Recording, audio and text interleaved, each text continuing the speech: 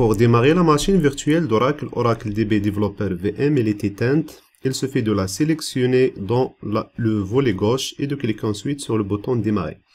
J'ai désélectionné parce que vous pouvez avoir ici plusieurs machines virtuelles. Vous pouvez avoir plusieurs machines pour différents systèmes d'exploitation, comme une pour Windows, une autre pour Linux, une autre pour Mac et ainsi de suite. Alors pour le moment, on n'a qu'une seule image de machine virtuelle d'Oracle, Oracle DB Developer VM. Je la sélectionne et je clique sur démarrer.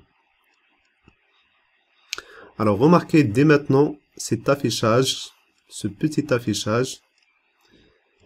Donc impossible de travailler avec cette petite fenêtre. On va voir par la suite comment régler ce problème d'affichage et aussi un problème de lenteur de démarrage. Peut-être j'ai ici une machine plus ou moins puissante, 16 Go de RAM et un processeur i7, mais si vous avez une machine avec des ressources limitées, vous risquez d'avoir le démarrage lent. Et on va voir comment résoudre ce problème. Alors je ferme ces messages. Et remarquez ici dans la barre que j'ai VirtualBox exécuté. En plus, j'ai VirtualBox VM. Cette fenêtre correspond à Oracle DB Developer VM en fonction.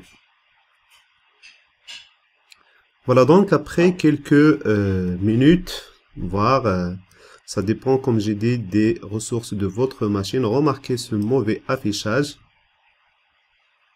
J'essaie d'agrandir mais quand même. Alors là, pour résoudre ce problème d'affichage, donc on va voir comment. J'essaie d'agrandir à chaque fois, mais la fenêtre est toujours petite.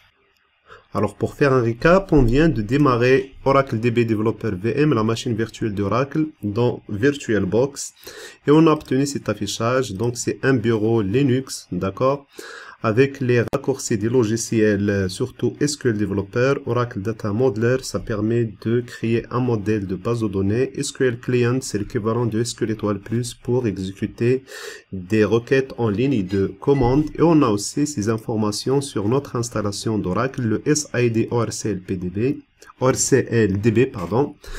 Pluggable Database, c'est ORCL. Tous les mots de passe sont configurés à Oracle. Par la suite, on va voir comment régler ce problème d'affichage minuscule. C'est ce qu'on fera par la suite.